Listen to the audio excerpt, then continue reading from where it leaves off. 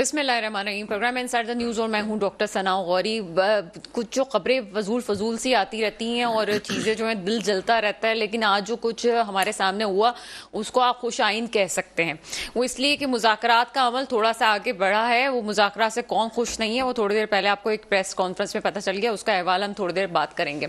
पहली बात तो ये है कि 180 वोट लेके वजीर आजम शहबाज शरीफ साहब ने एतमाद का वोट ले लिया है और इस वक्त PMLN जो है वो खुशियां मना रही है।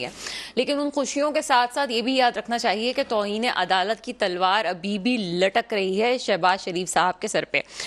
कल भी प्रोग्राम में कहा था, उसका फिर से जिक्र करूं कि चीज़ें अपनी तौर पे चल ज़रूर रही हैं, लेकिन हो सकता है कि अदालत ने, चीफ जस्टिस साहब ने जिस तरह पहले कुछ दिनों पहले लचक दिखाई है मुज़ाकरात के हवाले से, और कहा गया है कि अगर मुज़ाकरात कर लेती हैं तमाम पॉलिटिकल पार्टीज, स्टेक होल्डर्स, तो चीज़ें बेहतर हो सकती हैं। अभी भी हम ये कह सकते हैं कि अगर वाकई मुज़ाकरात की तरफ जा रहे हैं तो हो सकता है कि मुल्क में स्टेबिलिटी के लिए अदालतें भी अपने फैसलों में लचक दिखा दें, और इसमें कोई कबाहत भी नहीं है। जहां तक बात है आईनी तरमीम की, उसके हवाले से बात करते हैं। पहले ही बता दें जनाब कि PTI और मौजूदा गवर्नमेंट के दरमियान मुज़ाकरात का अमल शुरू हो गया है। जो PTI है उन्होंने 3 मुतालबा सामने रखे हैं। उसमें सबसे इम्पोर्टेंट मुतालबा ये है कि आईनी तरमीम की जाए और मई में असेंबलियां तोड़ के जो है वो आगे इलेक्शंस जो है बहुत भी जुलाई तक उसको खींचा जाएगा। आईनी तरमीम किस तरह से होगी जनाब? आईनी तरमीम उसी वक्त हो सकती है इलेक्शंस के हवाले से जब 2/3 अक्सरियत होगी, और 2/3 अक्सरियत इस वक्त PDM के पास मौजूद नहीं है। तो इसकी कौन सी ऐसी सूरत निकलेगी कि जिसकी वजह से आप ये कह सकें कि असेंबली के पास 2/3 अक्सरियत मौजूद है? उसके लिए PTI के इस्तीफे वापस लिए जाएंगे और वापस लेने के बाद PTI वापस जो है वो असेंबली में आएगी। असेंबली में आने के बाद अपोजिशन लीडर जो है वो मुंतखब किया जाएगा, यानी कि राजा रियाज साहब का गेम भी बहुत जल्द ख़त्म होने वाला है और PTI की तरफ से एक अपोजिशन लीडर जो है वो कायम किया जाएगा। उसके बाद आईनी तरमीम के बाद इंतखाबात को आगे बढ़ा दिया जाएगा और फिर मुल्क में स्टेबिलिटी के लिए, जहाँ तक अभी तक हमें नज़र आ रहा है, एक साथ इलेक्शंस होंगे। आगे कौन खुश नहीं है? जैसे हमने शुरू में बात कही, फजलुर रहमान साहब इस हवाले से बिल्कुल खुश नहीं है। वो ये कहते हैं जी मुज़ाकरात किस तरह से आप इमरान खान साहब से कर सकते हैं। उन्होंने खुलेआम जो है इसका इख्तलाफ कर दिया है और एहतजाज का ऐलान किया है। बहरहाल चीज़ें जिस सिमत में जा रही हैं वो बहुत खुश आइंद हैं। मुल्क में एक अरसे से जो पॉलिटिकल स्टेबिलिटी नहीं आ रही थी वो अब हम देख सकते हैं कि वो आने की उम्मीदें नज़र आ रही हैं। लेकिन उसके बाद सवाल ये है इस वक्त के, अगर कोई पार्टी जीतती है, कोई पार्टी हारती है, तो उसके बाद क्या इंतखाबात के नताइज भी सब लोग एक्सेप्ट कर लेंगे? और क्या वाकई इन मुज़ाकरात के बाद पूरे मुल्क में जो एक साथ इलेक्शंस होने की दुआइयां दी जा रही हैं और ये बात की जा रही है जी पहले KP के, पहले जो है पंजाब के हों, KPK के हों या फिर पूरे मुल्क के हों, उसमें कहीं बात एक जगह आके ठहरेगी नहीं ठहरेगी? ये बहुत बड़ा क्वेश्चन है। इन तमाम मौज़ूआत पे बात करेंगे। मेरे साथ इस वक्त मौजूद है मुसर्रत नियाज़ी साहिबा और कुछ गेस्ट जो हैं वो हमें कुछ देर में ज्वाइन करेंगे। मुसर्रत, आपको प्रोग्राम में वेलकम करते हैं। Thank you sir. Musarrat, introductory part आपने सुना है, क्या समझती हैं मौजूदा हालात में आपका तबसरा क्या है?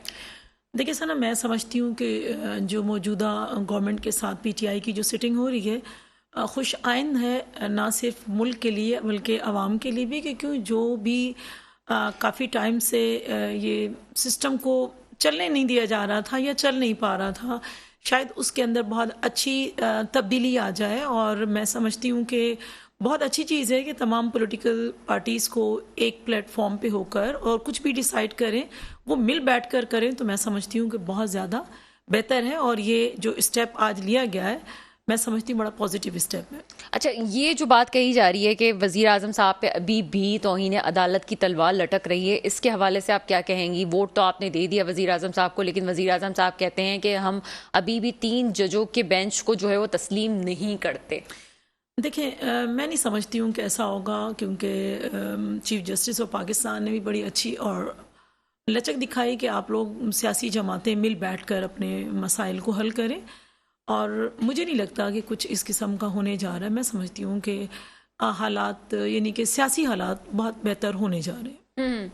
लेकिन आपके जो को चेयरमैन हैं उन्होंने बरमला इस बात का इजहार किया है कि वो चाहते हैं कि उनका बेटा जो है वो वजीर आजम की कुर्सी पे बैठे। तो आपको लगता है कि कुछ अरसे के लिए अगर वजीर आजम साहब शहबाज शरीफ साहब नाअहल होते हैं तो पीपल्स पार्टी में से किसी का नाम आएगा और बिलावल भुट्टो जरदारी साहब का भी नाम आ सकता है? देखिए, बात दरअसल ये है कि ये नहीं कहा जा सकता कि वज़ीर आज़म साहब नाअहल हो जाएंगे, लेकिन इंशाल्लाह ना सिर्फ के आसिफ अली जरदारी साहब मेरे को चेयरमैन की विश है कि बिलावल भुट्टो जरदारी साहब वज़ीर आज़म बने। मैं समझती हूँ कि पाकिस्तानी अवाम जो हमारे वोटर हैं, सपोर्टर्स हैं, और हम सब की भी उम्मीद भी है और पाकिस्तान की होप है शहीद मोहतरमा बेनज़ीर भुट्टो का बेटा। और जब पाकिस्तान की हम समझते हैं कि होप है और पाकिस्तान के लिए बेहतरीन काम कर सकता है, जिस तरह आप देखें अब उनके पास जिस तरह से अब तमाम ममालिक के दौरे वो कर रहे हैं, और सना कई दफ़ा मैं आपसे भी जिक्र कर चुकी हूँ और आपने ख़ुद भी इसको एडमिट किया है, वो देख रहे हैं कि पाकिस्तान मुश्किल हालात में है, तो वो अपने ऑन पॉकेट जो है ना दौरे भी कर रहे हैं और तमाम तर बेहतरी की तरफ मुल्क को ले जाने की तरफ गामजन भी हैं।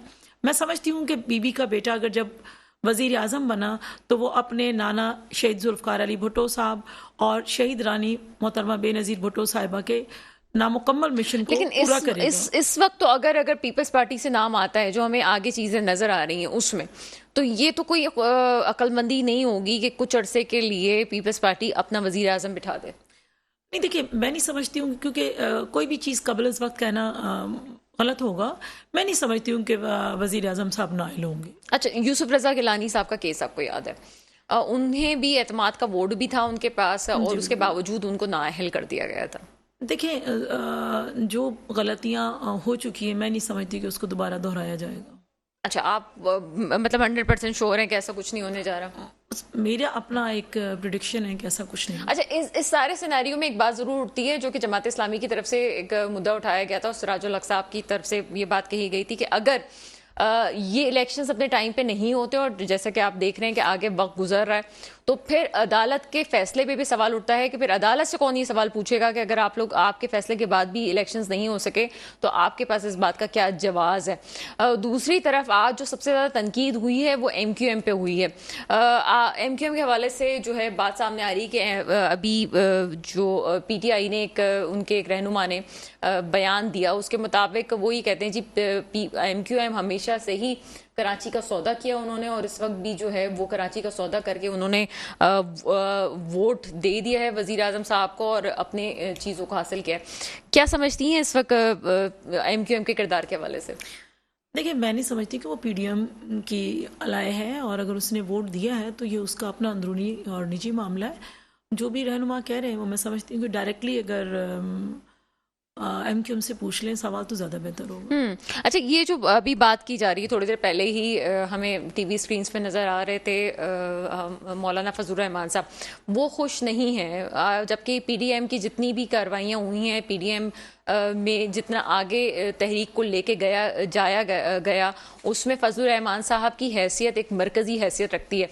लेकिन इस वक्त तमाम लोगों ने बशमूल आप लोगों ने भी फजलुर रहमान साहब की राय को साइड में कर दिया है। क्या समझते हैं फजलुर रहमान साहब की अहमियत को अगर आप लोग सब ने एक तरफ कर दिया है, इनकार किया है, तो इसकी क्या वजूहात हो सकती हैं और इसके आगे इसके क्या नतीजे बरामद हो सकते हैं? देखिए, सियासी हर एक का अपना नुक्ता नज़र है। फजलुर रहमान साहब एक ज़ीरक सियासतदान है, इसमें नो डाउट, लेकिन उनका अपना नज़रिया है और तमाम पॉलिटिकल पार्टीज़ का अपना नज़रिया। वो समझ सकते हैं कि जी मुज़ाकरात नहीं होने चाहिए, तो अब अगर PDM की तमाम जमातों में से कोई एक चाह रहा है तो पूरी कोशिश होगी कि उन्हें मनाया जाए और कोशिश भी है PDM की तमाम जमातें कि उन्हें मनाया जाए और उम्मीद है कि इंशाल्लाह वो मान जाएंगी। अच्छा, इस वक्त हमने ये देखा कि जमात इस्लामी ख़ास तौर पे पीपल्स पार्टी के ख़िलाफ़ बहुत ज़्यादा बयानात दे रही है, लेकिन उसके बावजूद सिराजुल हक साहब का भी बड़ा खुशाइन बयान आता है और वो कहते हैं जनाब सबसे पहले तो उन्हीं की कोशिश थी कि तमाम लोग मिलकर बैठे और मेरे ख्याल है कि सिराजुल हक साहब को भी इसका क्रेडिट देना चाहिए कि उन्होंने आवाज़ उठाई और लोगों को मिलाने में किरदार अदा किया।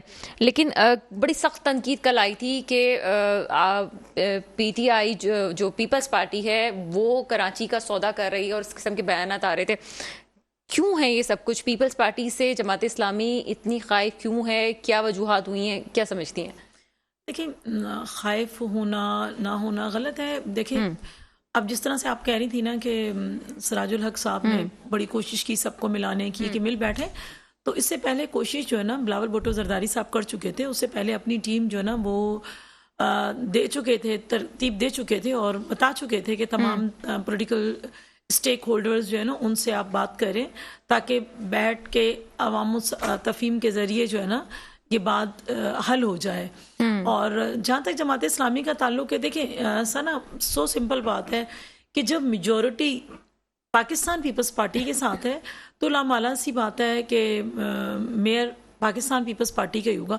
अगर इसी तरह से यही मेजॉरिटी जमात इस्लामी के पास होती और पाकिस्तान पीपल्स पार्टी इसी तरह की बेजा तनकीद, मैं समझती हूँ इसको, जिस तरह के जो जमात कर रही है बेजा तनकीद अगर पाकिस्तान पीपल्स पार्टी करती तो कहते कि जी पाकिस्तान पीपल्स पार्टी बहुत गलत कर रही है, तो बाकी लोग ये क्यों नहीं देखते कि जमात इस्लामी जो कह रही है या कर रही है वो गलत कर रही है? क्योंकि आपके पास तो अक्सरियत नहीं है। जब आपके पास अक्सरियत नहीं है तो क्यों कर आपका मेयर होगा?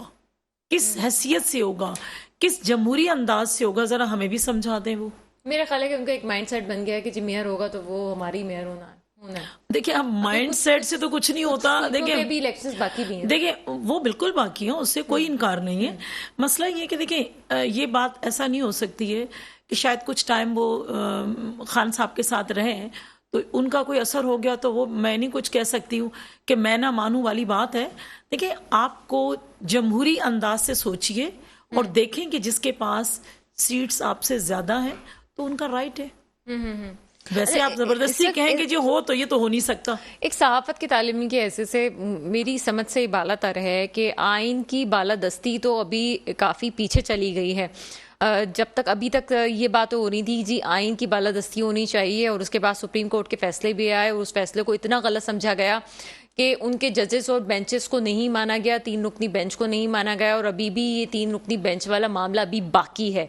ये भी ख़त्म नहीं हुई हैं चीज़ें। जिस तरह से आज शहबाज शरीफ साहब ने पार्लियामेंट में खड़े होकर बयान दिया है तमाम चीज़ों का, वो अभी भी कहते हैं जी ये पार्लियामेंट की जीत है।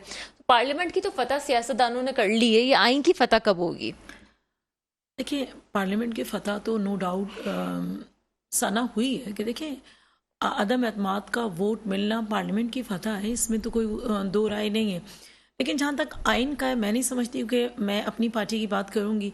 पाकिस्तान पीपल्स पार्टी ने कभी भी आइन के ख़िलाफ़ ना तो बात की है और ना ही कभी उसके ख़िलाफ़ गए, बल्कि हमेशा ऐसे फैसले भी आए कि आप शहीद बाबा की आप फांसी देख लें, जुल्फ़िकार अली भुट्टो शहीद की आप फांसी से लेकर मेरे को चेयरमैन आसिफ अली जरदारी साहब की तवील सज़ा देख लें, ये तमाम इस तरह की चीज़ें हैं जो गलत भी थी। तब भी पाकिस्तान पीपल्स पार्टी ने कभी उस पर एहतजाज नहीं किया, बल्कि एक वक्त ने खुद दोहराया कि वो फैसले गलत थे। अच्छा, थोड़ा सा मुझे लगता है कि जो मुसर्रत है वो बोल नहीं रही है। मैं उनसे भी ये कहना चाहूँगी कि क्या सुप्रीम कोर्ट के फैसले, जजेस के फैसले उस वक्त भी तो आप लोगों की पार्टी को नुकसान पहुंचा चुके हैं, चाहे वो भुट्टो साहब की फांसी हो, चाहे वो यूसुफ रज़ा गिलानी साहब की नाअहली हो, चाहे वो नवाज शरीफ साहब की नाअहली हो, उन्हें ताउम्र जो है वो नाअहल कर दिया गया। ये तमाम चीज़ें उस कड़ी बनती हैं कि अगर पहले ही इन मामलात को देख लिया जाता और सुप्रीम कोर्ट के इख्तियारात को 2/3 मेजॉरिटी के साथ कम कर दिया जाता तो शायद ये आज जो प्रॉब्लम्स क्रिएट हो रही हैं ये आज नहीं होती। ये तो वक्त ही गलत था ना इस बात को डिस्कस करने का कि जनाब सुप्रीम कोर्ट को ये करना चाहिए, चीफ जस्टिस के इख्तियारात ये होने चाहिए, सोमोटो होना चाहिए, नहीं होना चाहिए, सोमोटो लेने के लिए क्या क्या तरीके होने चाहिए। पहले क्यों नहीं? आप लोग की भी गवर्नमेंट रही है, नवाज शरीफ साहब की भी गवर्नमेंट रही है। सना 2/3 मेजॉरिटी मेरे ख्याल में पाकिस्तान पीपल्स पार्टी के पास नहीं थी, ठीक है। 2/3 मेजॉरिटी होती है, या मैं समझती हूँ कि अमेंडमेंट होना और पार्लियामेंट के अंदर लेजिस्लेशन होना मैं समझती हूँ कि बेहतर है। और वो अब देखिए, अगर लेजिस्लेशन हुई है तो वो पीडीएम की जमातों के लिए तो नहीं है ना। आज पीडीएम की गवर्नमेंट है, कल किसी और की गवर्नमेंट आ सकती है। कल हम जो पीडीएम में मौजूद हैं कल एक दूसरे के मतलब अपोजिशन के तौर पर एक दूसरे के सामने हो सकते हैं। तो ये मैं नहीं समझती हूँ कि फर्द वाहिद के लिए कोई खुदा न खास्ता कोई बेनिफिट है उसका। ठीक है जनाब, मेरे साथ इस वक्त मौजूद है अदनान इस्माइल साहब, आपका ताल्लुक पीटीआई से, इस प्रोग्राम में आपको वेलकम करते हैं। जी शुक्रिया। अदनान इस्माइल साहब, कुछ खैर की खबर हमें सुनने को मिल रही है, लेकिन जो पॉलिटिकल पार्टीज एक दूसरे के तनकीद का निशाना भी बनती रही हैं और आपकी पार्टी के खास तरफ से खास तौर पे ये बयानात भी आते रहे कि आप भरोसा नहीं करते। आपके जो लीडर हैं उन्होंने भी कहा कि वो किसी पे भरोसा नहीं करते। उसके बाद आप ये समझते हैं कि चीज़ें बेहतर हो जाएंगी? देखिए, पाकिस्तान तहरीक इंसाफ का मौक़िफ़ जो है वो बिल्कुल वाज़ेह और क्लियर है और खान साहब ने बड़े क्लियरली कहा है कि हम एक आज़ाद कौम है और हम चाहते हैं कि पाकिस्तान में एक फ्री एंड फेयर इलेक्शन हो जाए और इलेक्शन के बाद जो पार्टी अक्सरियत लेके आती है उसको मुल्क अपनी दयानतदारी से चला लेना चाहिए। अब प्रॉब्लम ये आ रही है कि ये इलेक्शन ना कराने की जद्दोजहद में लग गए, पर मुल्क की इकोनॉमी इतनी खराब करती है कि इस वक्त मैं सर्वे देख रहा था, कोई तकरीबन मुझे फिगर याद नहीं, लेकिन 7 लाख प्लस लोग जो हैं वो आपका मुल्क छोड़ के जा चुके हैं, बल्कि अंडर एज ऑफ 40 साल के नीचे के लोग, जो कि आपके मुल्क का सरमाया है और आने वाले वक्तों में उन्होंने ही यहाँ कारोबार मतलब और जिस मुल्क में इतना बड़ा सरमाया मौजूद है कि जिसमें 62% यंगस्टर मौजूद हैं, वो ही मुल्क छोड़ के जा रहे हैं। जी, अब प्रॉब्लम यही आ रही है कि इनको इससे कोई लगाव नहीं है कि मुल्क की इकोनॉमी किधर जा रही है, डॉलर किधर जा रहा है, पेट्रोल किधर जा रहा है, आगे होगा क्या, लोगों के पास खाने को पैसे नहीं, रोजगार नहीं है, इस वक्त काम नहीं है, वो डेफिसिट अकाउंट देखें कहाँ चला गया। लेकिन इनको सिर्फ ये परवाह है कि जी इलेक्शन ना हो जाए और इमरान खान ना आए। अच्छा, इलेक्शन हो जाएंगे और अगर इनको इतनी ही वो है कि जी हम जीत जाएंगे और कौम इमरान खान को चाहती नहीं है तो इलेक्शन करा दें। अब इलेक्शन ना कराने के लिए कभी इधर भाग रहे हैं, कभी उधर भाग रहे हैं, कभी कोई हथकंडे आजमा रहे हैं, कभी लोगों को उठा रहे हैं। हमारे एमपी एमएनए को घरों से उठाया गया है बगैर वारंट गिरफ्तारी, कुछ नहीं, 5-5 दिन ले जाते हैं, 6-6 दिन ले जाते हैं, उसके बाद ले जाके फिर जाके केस होता है, फिर अदालत से छूटो, 5 दिन कहाँ है बंदा कुछ पता ही नहीं। तो ये तो रेगुलर प्रैक्टिस हो चुकी है, पंजाब में भी हुई थी और ये अब सिंध में भी हो चुकी है और बड़े बड़े। लेकिन आज जो कुछ हुआ उसके बाद आप समझ सकते हैं कि कोई सीज फायर वाली कंडीशन हो जाएगी क्या? जी, आज जो कुछ हुआ है पूरे दिन, उसमें आप ये समझते हैं आज की डेवलपमेंट के बाद कोई सीज फायर वाली कंडीशन हो जाएगी कि जी आपके खिलाफ बयानात कम दिए जाएंगे और आपके लोगों को नहीं उठाया जाएगा और चीजें जो है बेहतरी की तरफ जाएंगी? किस चीज की गारंटी है कि लोगों को नहीं उठाया जाएगा? ये तो देखिए ना, हम तो असेंबली में है नहीं और अभी हम जब वापस 9 हमारे एमएनए 9 मुंतखब एमएनए वापस असेंबली गए तो उन्होंने दरवाजे बंद करा दिए असेंबली के। ये आप कैसे कर सकते हैं? आप मुझे बताएं कौन से आइन और कौन से कानून में लिखा हुआ है कि आप एमएनए को बाहर खड़ा कर देंगे रोड पे? ये बात। अच्छा, आज की डेवलपमेंट के बाद तो राजा रियाज साहब का लग रहा है कि अब सीन बिल्कुल साफ हो जाएगा और आगे अपोजिशन लीडर आपकी तरफ से आएगा।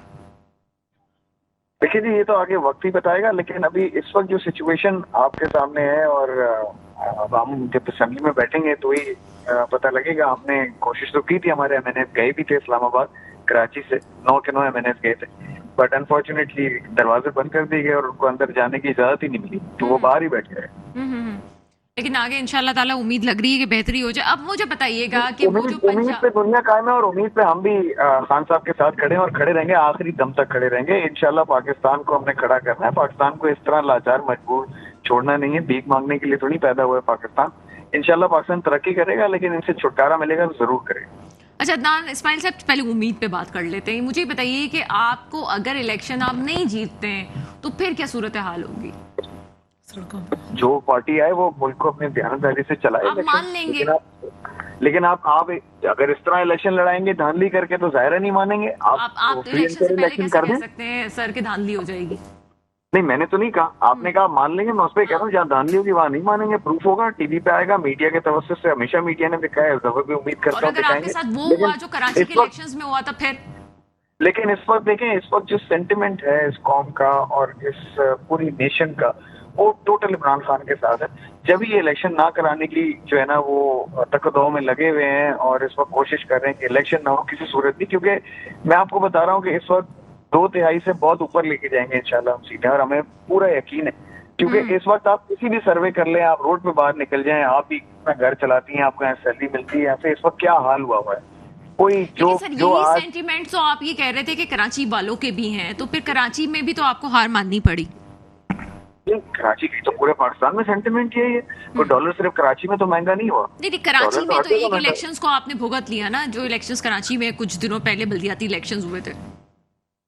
जी देखिए, बल्दियाती इलेक्शन और जनरल इलेक्शन बहुत डिफरेंट चीज होती है। और बल्दियाती इलेक्शन में ठीक ठाक धांधली हुई, जिसका हमने रिपोर्ट भी किया। और बल्दियाती इलेक्शन और जनरल इलेक्शन में जमीन और आसमान का फर्क होता है। जब जनरल इलेक्शन आएंगे तो हम जनरल इलेक्शन की बात करें कि जो इस वक्त सेंटिमेंट है यूथ का, ले लें आप, रोड पे निकल के ले लें, कोई छोटा मोटा सर्वे कर लें, आप तो मीडिया से लोग आप अच्छी तरह जानते हैं। तो इस वक्त जो सेंटिमेंट है that is only for Imran Khan. आगे अदनान इस्माइल साहब क्या समझते हैं? मरदमशुमारी के ऊपर एग्जाम्पल देख लेना, कितना जबरदस्त काम शुरू किया इन्होंने कि कराची की उल्टी कर दी इन्होंने, और कराची से लोग कम हो गए हैं। और आपको पता है लड़काना में हैदराबाद और बढ़ गए, कराची जो है वो एक साथ आ गए हैं, ये भी हैरत की बात है। और लड़काना में लोग बढ़ गए। इससे होगा क्या? इससे होगा ये कि यहाँ से सीटें कम कर दी जाएंगी कराची से, कराची को फंड कम मिलेगा, कराची को डेवलपमेंट फंड कम मिलेगा, कराची में तरक्की वैसे ही कम होती है और कम हो जाएगी, नौकरियां नहीं होंगी, कोटा सिस्टम कम हो जाएगा, कराची में हर चीज कम हो जाएगी। जब पॉपुलेशन ही कम होगी तो पॉपुलेशन कम दिखाई जाएगी, तो फिर उसके बाद उसकी रिसोर्सेज भी कम दी जाएंगी उस शहर के लिए। अभी आफ्ताब साहब का एक वीडियो बयान आया था, आफ्ताब साहब का वीडियो बयान आया, उन्होंने बड़ी सख्त तनकीद की है कराची के हवाले से एमक्यूएम पे। क्या मौकफ है आपका? देखिए, एमक्यूएम इससे पहले वाले सेंसस में भी पावर में थी, और उससे पहले वाले सेंसस में भी पावर में थी, और आज भी पावर में है। लेकिन एमक्यूएम कहती है कि ये ठीक नहीं है। अच्छा ठीक नहीं है तो फिर रिजाइन करें ना, छोड़ें। सीट नहीं छोड़ते हैं, फंड नहीं छोड़ते हैं, लेकिन ये ठीक नहीं है। ये कैसे होता है? मैं वो भी 3 में और 13 में दोनों में तो नहीं चल सकते। तो प्रॉब्लम ये है दीदी कि आपको एक तरफ खड़ा होना पड़ेगा, ये जाली सेंसस है, बोगस सेंसस हो रहा है, और कराची की आबादी को कम दिखाया जा रहा है ताकि यहाँ से इनको वोट बैंक पता है कि है नहीं यहाँ पे। और उसके बाद कराची ने मुत्तहिदा को, पीपल्स पार्टी को, किसी भी पार्टी को आप ले लें, जो भी कराची में यहाँ पार्टियां मौजूद हैं, कराची वालों ने वोट इमरान खान को दिया है। और आज कराची वालों के सेंटिमेंट इतने ज्यादा हैं कि मैं समझता हूँ कि जितना वोट पहले कराची में पड़ा था पाकिस्तान तहरीक इंसाफ को, उससे बहुत ज्यादा पड़ेगा इंशाल्लाह। अच्छा, आप जो इम्पोर्टेंट बात है उसकी तरफ भी हम चलते हैं। ये आगे जो ये अभी आज की डेवलपमेंट है, उसके बाद आप समझते हैं कि पूरे मुल्क में एक साथ इलेक्शंस होने जा रहे हैं? सॉरी, आज की जो डेवलपमेंट है, आपके मुज़ाकरात हो रहे हैं और वो हम देख भी रहे हैं कि एक खुशाइन बात है। बहरहाल आप लोग एक टेबल पे पहुंच चुके हैं। आगे क्या पूरे मुल्क के इलेक्शन एक साथ होते हुए देख रहे हैं आप? देखिए, मुझे तो सिर्फ इलेक्शन ही नजर आते हैं, क्योंकि और कोई हल नहीं है आपके पास। आपने एक साल इस मुल्क को चला के, मेरा सवाल ये है कि क्या फिर आप सूबाई इलेक्शंस की तरफ जाएंगे, या आप कहेंगे जनाब ठीक है पूरे मुल्क के, जिस तरह से वो लोग कह रहे हैं जी पूरे मुल्क के एक साथ हो जाए, पूरे मुल्क के इलेक्शन एक साथ ही हो? देखिए, ये तो पार्टी की आला क़यादत डिसाइड करेगी कि अभी वो कहाँ जाएंगे और क्या नेगोशिएशंस होंगी। लेकिन मैं तो ये समझता हूँ कि ये जो अभी जो हालात हैं उसके ऊपर सिर्फ और सिर्फ एक इलेक्शन ही वाहिद हल है, और उसके बाद कुछ है नहीं, कुछ ना हमारे आगे है ना पीछे है। बाकी तो अभी तो आला क़यादत ही डिसाइड करेगी कि आगे लाए अमल क्या होगा, लेकिन election is the only way out. अच्छा अदनान इस्माइल साहब, आपने अपने बयान में अभी शुरू में आप जब मुझसे गुफ्तगू कर रहे थे, आपने कहा कि मुल्क की इकोनॉमी की सूरत हाल बड़ी दगरगू हो गई है और यहाँ का नौजवान जो है बाहर जा रहा है। तो पीडीएम की जमात भी कहती है जनाब मुल्क को चलने दें, आप सियासी अदम इस्तेहकाम जो पीटीआई पैदा कर, कहाँ मना किया है? कहाँ मना किया हमने मुल्क को चलने में? आप मुझे बताएं, पाकिस्तान तहरीक इंसाफ ने कौन सा पत्थर डाल दिया मुल्क को चलाने में? भाई हम जब वहां से उतरे तो आज तो 1 साल हो गया। आप मुझे बताएं 1 साल में क्या हुआ है इस मुल्क के साथ? डेफिसिट अकाउंट किधर चला गया? कहाँ से अनाज के पैसे नहीं है आपके पास, एलसी आपने बंद कर दी है, डॉलर आपके पास नहीं है, 300 पे डॉलर निकल गया। महंगाई हर दौर में हुई है, लेकिन इतनी ज्यादा महंगाई पाकिस्तान तो किधर से किधर निकल गया। क्या इसमें इमरान खान का क्या पार्सल है? अभी आप हमारे ऊपर क्यों डाल रहे हैं? चलाए ना मुल्क, क्यों नहीं चला रहे बैठ के? राना सनाउल्लाह साहब और बाकी जो मुस्लिम लीग नून के लोग हैं, यहाँ पर जो सिंध में लोग हैं पीपल्स पार्टी के, जिन जिन की हुकूमत है वो चलाए मुल्क। वो तो लोगों को उठाने बिठाने में, एफआईआर काटने में इसी में इंटरेस्टेड है। अगर आप कराची से ही हमसे बात कर रहे हैं तो आपको इस बात का अंदाजा होगा कि इमरान खान साहब ने जो बिलों में रिलीफ दिया था, केई के बिलों में स्पेशली, वो इलेक्ट्रिक के बिल भी वापस उनसे लिए जा रहे हैं किसी न किसी मद से में। इलेक्ट्रिक की बात नहीं है इस वक्त, तो बात ऐसी हो गई है कि अब लोगों के पास गाड़ियों में पेट्रोल डालने के लिए 4 दफा वो सोचते हैं कि करें क्या, क्योंकि 300 रुपए ऑलमोस्ट पेट्रोल हो मैं जिस गया। आ रही हूँ अदनान इस्माइल साहब, वो कहने का मकसद ये है कि वो ये कह रहे हैं कि इमरान खान साहब ये सारे हालात पैदल करके गए, अगर वो रिलीफ इस तरह से ना देते तो चीजें बड़ी स्मूथली चलनी थी, इस वजह से मुल्क के हालात खराब है। तो फिर चलने देते, फिर क्या प्रॉब्लम था? इमरान खान को क्यों हटाया? इमरान खान को इन्होंने अपने इक़्तिदार के लिए हटाया। इक़्तिदार में आके इनको इक़्तिदार में आने के बाद अंदाजा हुआ कि यार ये तो बड़ी ईमानदारी से मुल्क चलाना पड़ेगा, क्योंकि इससे पहले जिस तरह ये मुल्क चलाए हैं और इन्होंने 3-3 बारियां ली हैं मुल्क चलाने की, कर देते ठीक, इतने मास्टर है मुल्क चलाने के और इतने ईमानदार लोग हैं तो पहले कर लेते। आज क्या ख्याल आ रहा है? वो आज भी नहीं कर पा रहे। It's again a failure. इससे पहले भी फेलियर था, आज भी फेलियर है। कोई नई बात तो नहीं है इनके लिए। अच्छा ठीक है, इन्होंने आज तक तरक्की की है। अच्छा इससे तो पाकिस्तान की तारीख इनकार नहीं कर सकती कि जो हालात इस वक्त हैं वो पाकिस्तान की तारीख में कभी भी नहीं हुए। इतनी महंगाई का जो दौर है, मुझे बताएं कि मामला आपकी गवर्नमेंट आ जाती है तो आप लोग किस तरह से संभालेंगे मुल्क को? देखें, नीयत साफ होगी ना, ईमानदारी होगी तो आपका मुल्क संभल जाएगा। आपका मुल्क अभी 2 साल पहले, 1.5 साल पहले आपके मुल्क में फ्लरिश हो रहा था बिजनेस। ऑटोमोटिव इंडस्ट्री ले लें, टेक्सटाइल ले लें। मैं पीटीआई के वोटर की बात नहीं कर रहा हूँ, मैं जनरल इन्वेस्टर, जनरल इंसान की बात कर रहा हूँ जो पाकिस्तान में अपना बिजनेस करता है, कारोबार करता है। आप इंडस्ट्री, कोई भी इंडस्ट्री उठा लें, इस वक्त टेक्सटाइल देख लें क्या हाल हुआ है, ऑटोमेटिव देख लें क्या हुआ है। बार बार प्रोडक्शन बंद कर देते हैं वो लोग, क्योंकि उनको ये नहीं पता होता है कि हम जो नेक्स्ट गाड़ी बनाने जा रहे हैं या नेक्स्ट कपड़ा बनाने जा रहे हैं वो किस कॉस्टिंग पे बनाएंगे, क्योंकि उनके पास डॉलर नहीं है। अदनान इस्माइल साहब मेरे साथ ही रहिएगा, क्योंकि मुझे प्रोग्राम में आपसे और बहुत सारी बातें करनी है। और जहां ये अदनान इस्माइल साहब ने बात की, इसको मैं सेकंड करूंगी कि हमारे भी जानने वालों में ऐसे बहुत सारे लोग हैं जिनके अंडर 500 अफराद काम करते थे और आज हाल ये है कि फैक्ट्रियां वगैरह बंद पड़ी हुई। एक छोटा सा ब्रेक है, ब्रेक के बाद मुसरत नियाजी साहिबा से भी हम मौक़िफ़ लेते हैं।